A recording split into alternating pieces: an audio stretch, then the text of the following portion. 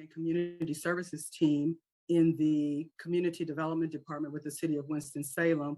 I welcome you to our public hearing on the HOME-ARP allocation the city has received for funding to support low income and affordable housing and to support those who are experiencing homelessness.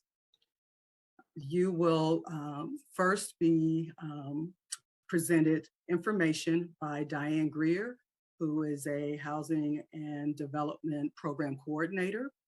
After Diane presents the information relative to the funding, the amount that's available, and the requirements for application, we will follow that with an opportunity for you to pose questions. I will ask that as questions occur to you during Diane's presentation, feel free to drop those questions into the chat box, because we will work initially from the chat box in answering your questions. Those questions will be answered by either Sharika Floyd or me, Marla Newman, at the conclusion of Diane's presentation. In the event we are not able to answer all questions during this public hearing, the questions that are unanswered, as well as those that have been posed in the chat box and answered, will all be combined and answered on the city's website. So even if there's not an opportunity to either answer questions in the chat box or your direct questions that you may want to pose, there is an opportunity for additional comment and so forth. And you'll see at the end of the presentation, there's also an opportunity for a survey. So with that, again, welcome. And I will turn the floor over to Diane Greer, who will bring you the information about the HOME-ARP program. Thank you for your participation. Thank you, Marla. And as Marla said, my name is Diane Greer. I'm a program coordinator in community development. And our purpose today is the HOME-ARP program.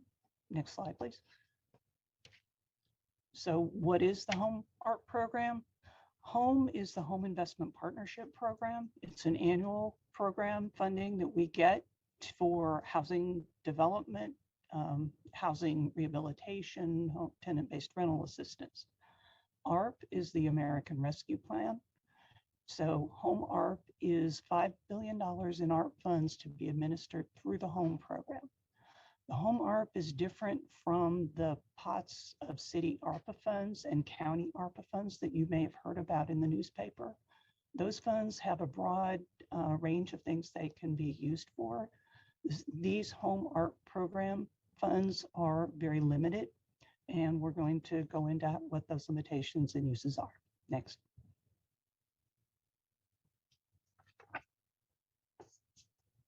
First, our allocation is $4,887,567. Since the HOME program is a countywide program, these funds are also can be used throughout Forsyth County. To access them, we have to submit a HOME-ARP allocation plan to HUD, the U.S. Department of Housing and Urban Development.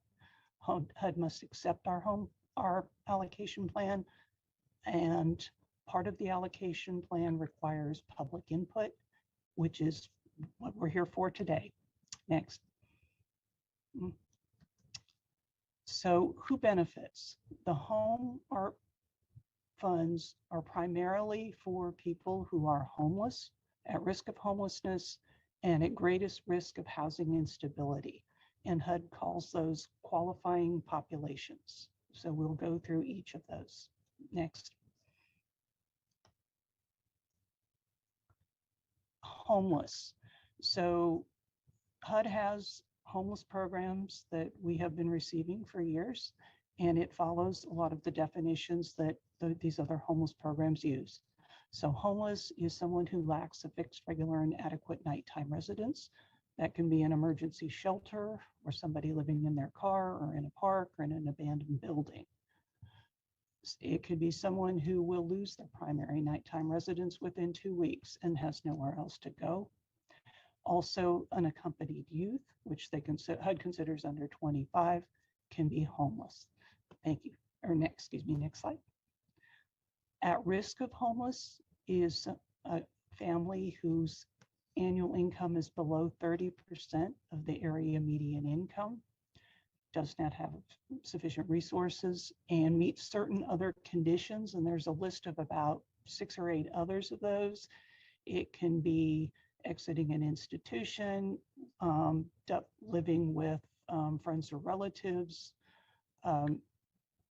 paying for living in a hotel that they're paying for themselves, and several other items. But these are signs of instability that the person could become homeless in not too distant future. Also, a child who qualifies as homeless under other statutes may be at risk of homelessness. Next slide.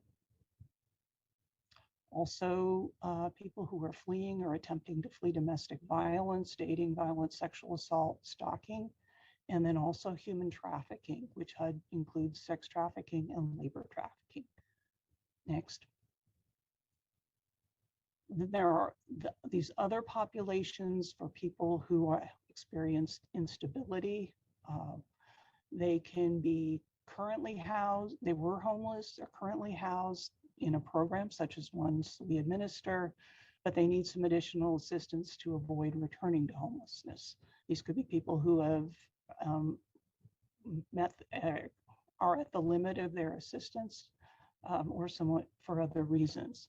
Also, people who have annual income who are 30% AMI and spend more than 50% of their income on housing, that we call them severe cost burden.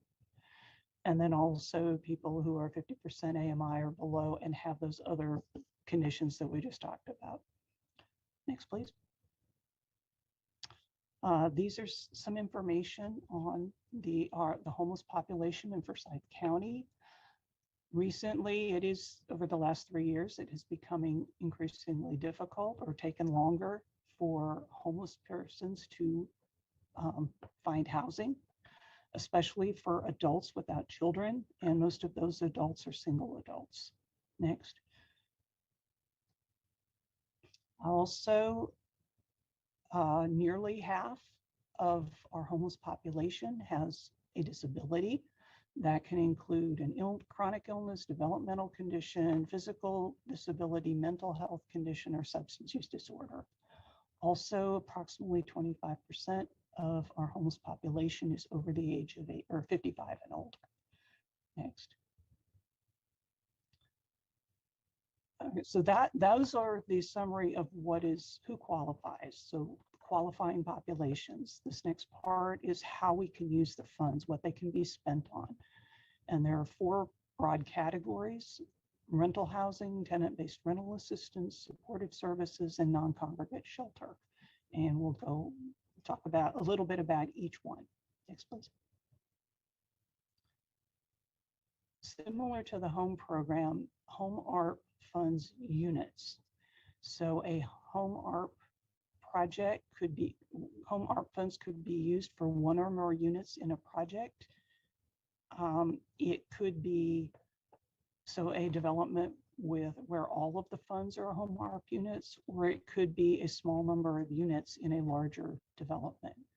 But again, the HOME funds are focused on those units. Funds can be spent for acquisition of a building or land, rehabilitation of a building, new construction of a building, or it can be used to cover part of the operating cost of a home of rental housing for those HOME-ARP units. Next, please. For rental housing, for the grant, for the overall HOME-ARP grant, at least 70% of the qualifying populations in rental housing must be a qualifying population. The up to 30% can be low-mod households, low and moderate, low-income households, which is up to 80% area median income.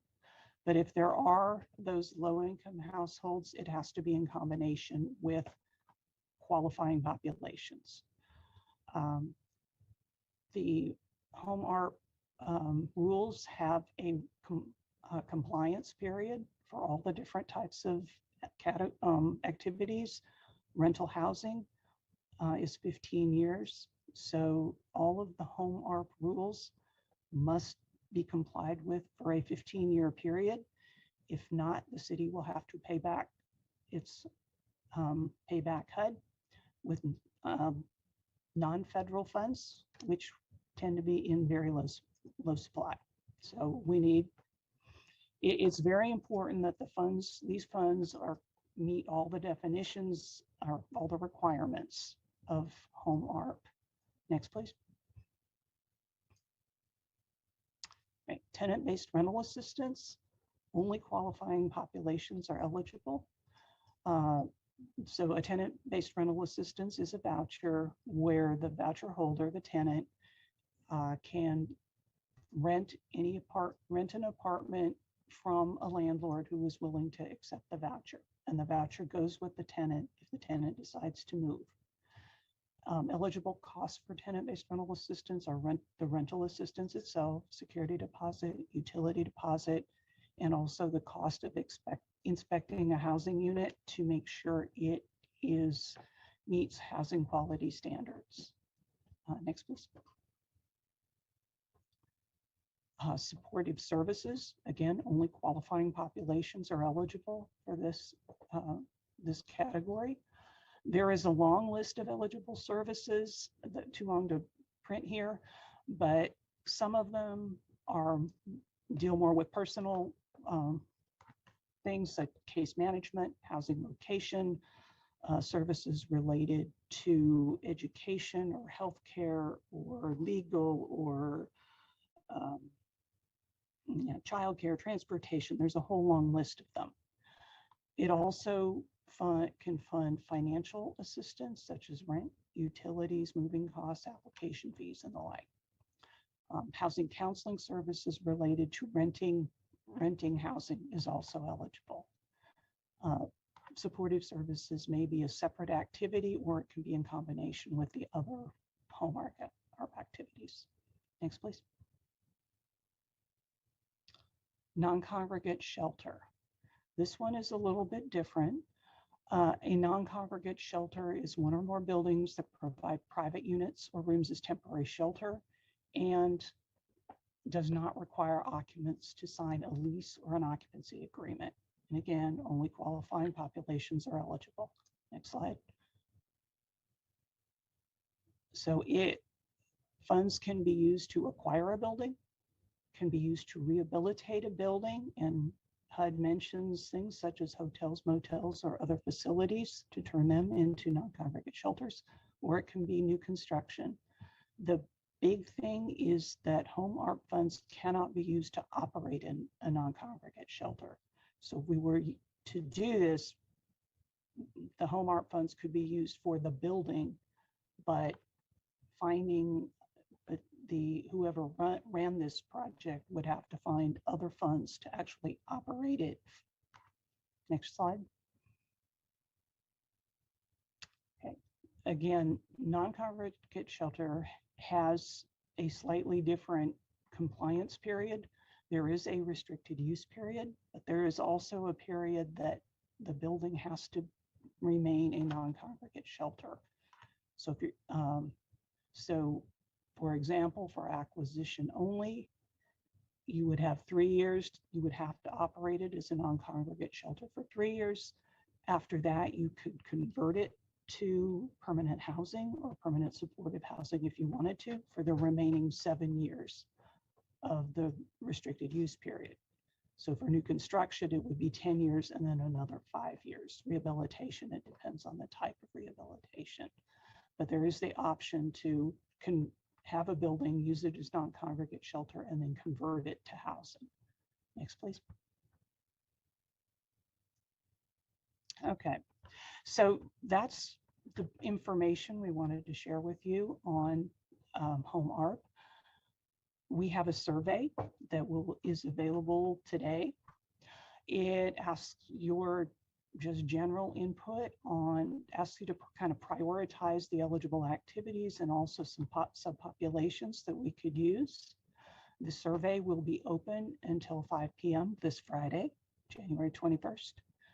So encourage you to give us your opinion. Next slide.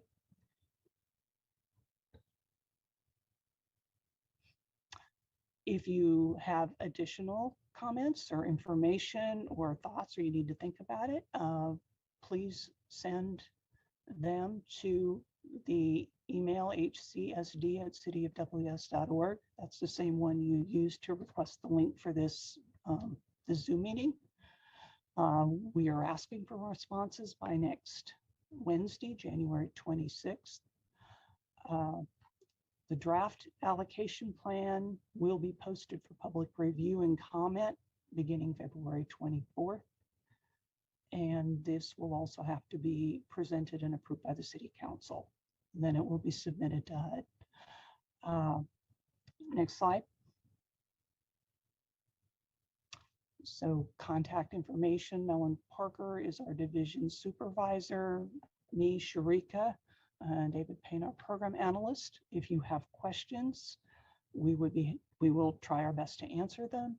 Again, the same email, hcsd@cityofws.org.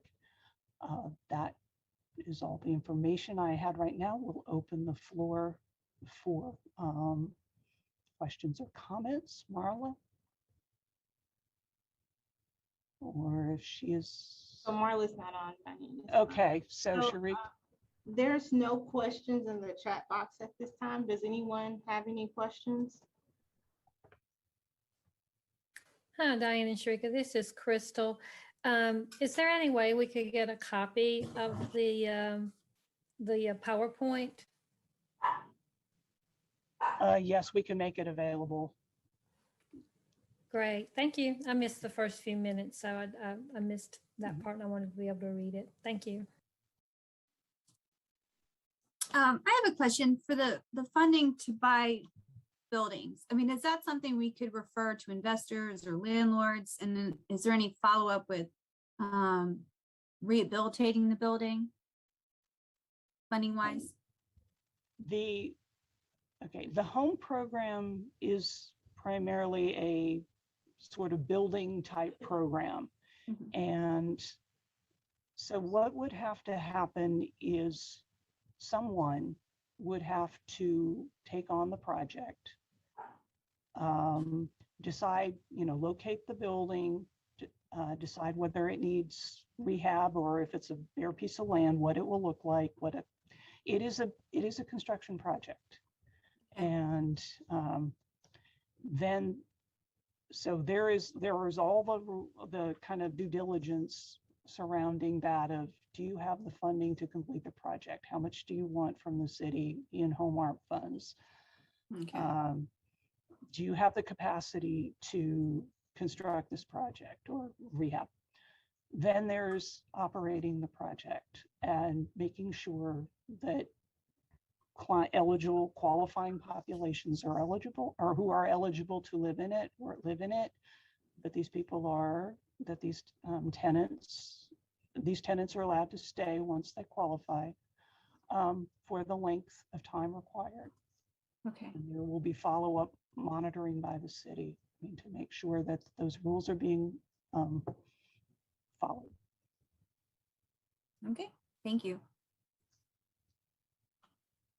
Can some of the eligible activities like supportive services be used alone without construction or rehab? That is what the notice says.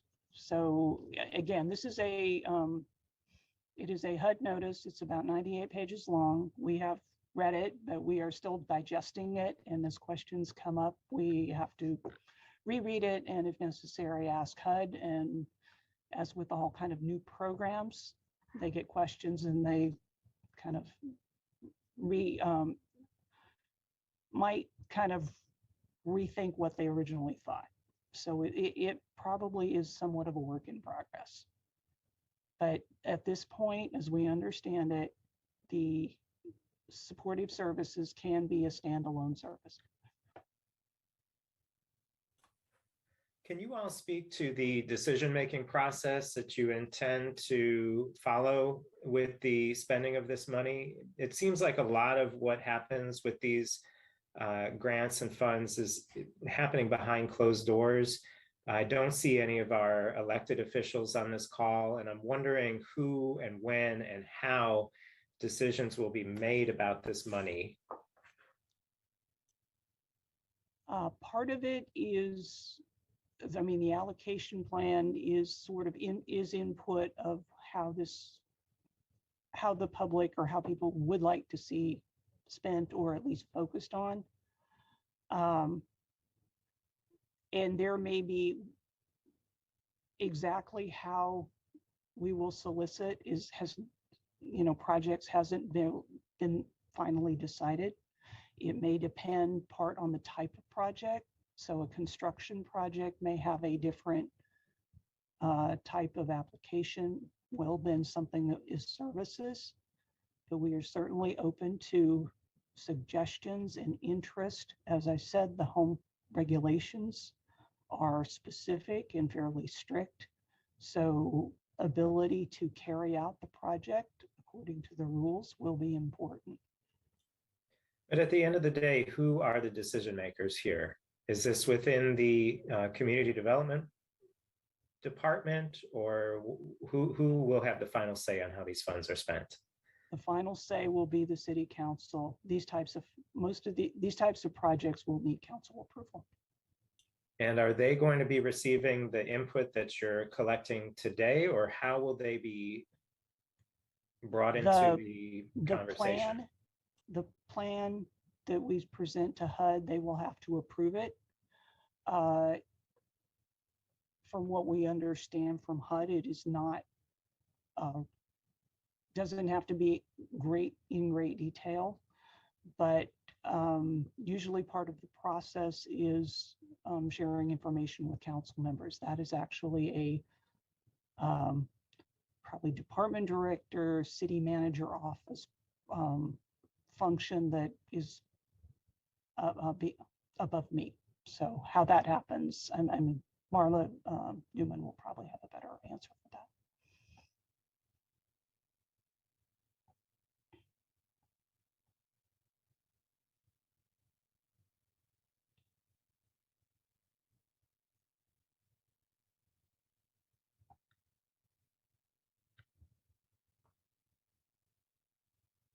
Are there other questions that anybody has or comments?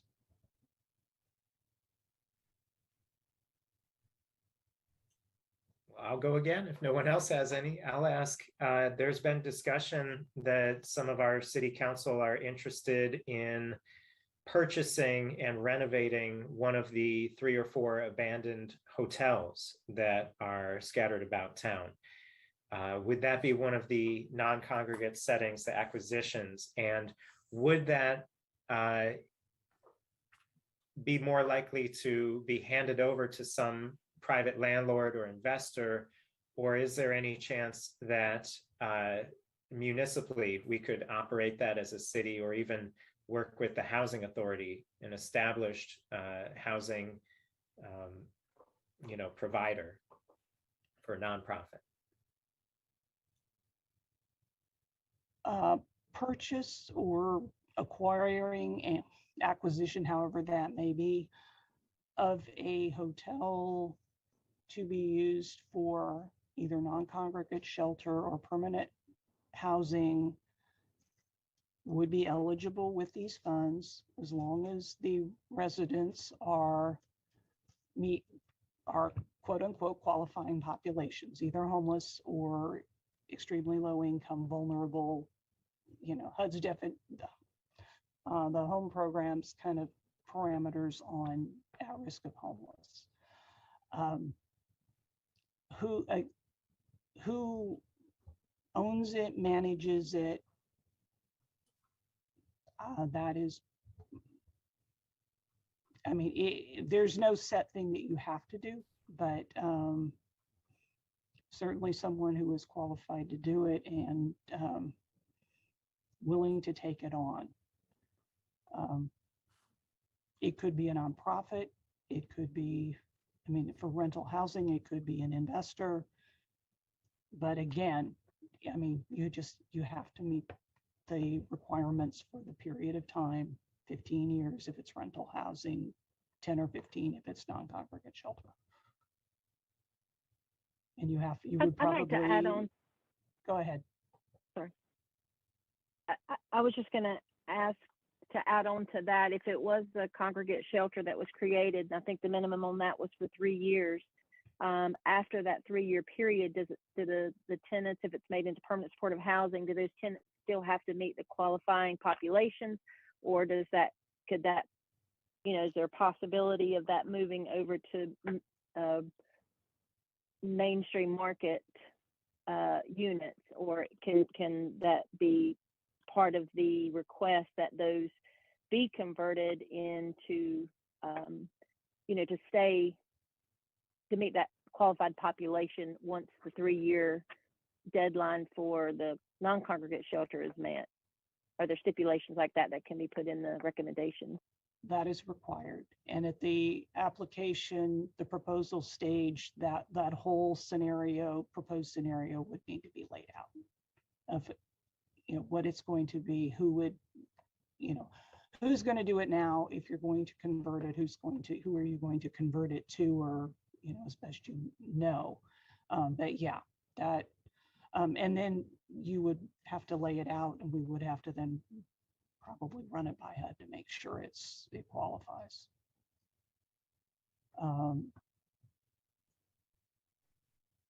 Any other questions? Yes. Yeah, I have one more follow-up. For somebody to apply for it, do they need to have like a certain percentage of the project in their own budget, or is the funds unlimited, or is it just based on what's left and how it's being allocated? I'm sorry, what? I'm not sure I follow you. So, like say somebody's got $1 million proposal, do they need to have half of that money and then ask for half, or is there a percentage cap that they're willing to give? There is the limit of the grant is the grant, which is 4.8 million. Yeah. Usually in the regular home program, there is a sort of threshold. So if home, in this case, HOME-ARP, were funding at least half of the project budget, then at least half of the units would have to be home units, in this case, HOME-ARP units. Mm-hmm. So that kind of affects how you run it and fund it. So if you're only using a small amount of home funds, say some of our projects are as little as 5%, then it could be a small number of units in a larger project. Oh, I got you. Certainly do encourage, you will Okay. probably, if it's a construction project, probably will have to have other funding Okay. to supplement this. It probably will not do that many projects, construction type projects for apartment buildings. Okay. Thank you. Any I had a other- question. Yeah, I had a question that I put in the chat, and I don't think we were able to get to it. My name is Alex with Samaritan Ministries. We are a homeless shelter in downtown Winston-Salem. I guess I'm unclear on if a homeless shelter providing temporary services is eligible to be a recipient of part of this allocation, or does it need to be designed in a way that it's going towards a project that eliminates barriers for homelessness to reoccur? A homeless service provider probably could, it's not impossible, they could be the recipient of funds. However, the homeless shelter is not eligible. So you couldn't use it to operate or do rehab on your existing homeless shelter. Sure. Okay, understood. Thank you. Mm-hmm. Okay, sorry about that, Alex. I didn't have the chat open correctly. So Okay. we have from Dan Rose, I would like to see the city step up and begin to manage property or give it over to the Housing Authority of Winston-Salem. Too many profit-driven parties have been incentivized to provide this housing, and at the end of the day, they fail to be concerned with the poor we are fighting for. Even many nonprofits, no offense to the great people here working on this issue, struggle to work at the scale that the city or the Housing Authority of Winston-Salem can achieve.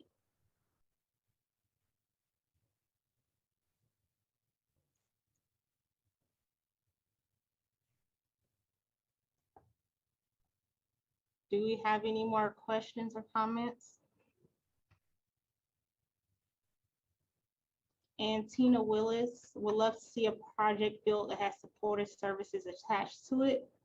We'll also love to see supportive services to provide supports to the emergency housing and mainstream vouchers that are housing those qualified populations. That would provide supports for tenants as well as support current housing vouchers as well as landlords.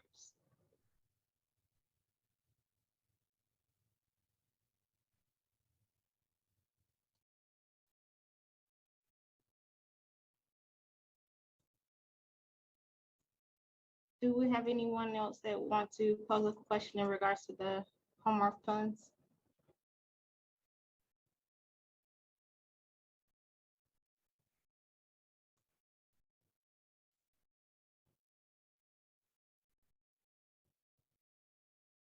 If not, the email address here, the hcsd@cityofws.org, we're still able to take questions and comments. If you have any that you think of, also make sure that you use the survey on the city's website to provide public input.